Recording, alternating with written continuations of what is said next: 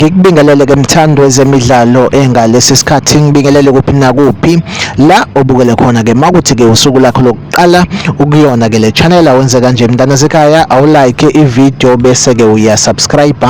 kuyona ke i-channel ungaphinde ke uciphize notification bell ukuze uthole ama notification ke uma kukhona ke ivideo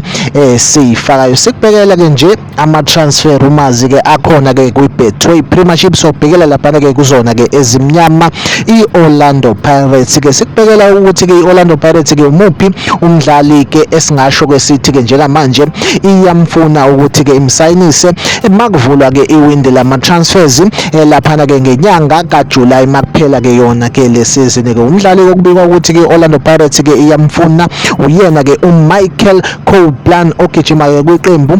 lapha ke eZambia kwi-league enkulu yakhona ekuthiwa ke iZesco FC. Impela ke Orlando Pirates ke njengamanje kuyena mdlali ke esingasho sithi ke impela isemgqigqweni ukuthi ke imthole lapha ke uMichael Copeland wakhona ke lapha ke kwiZesco FC lapha ke ezweni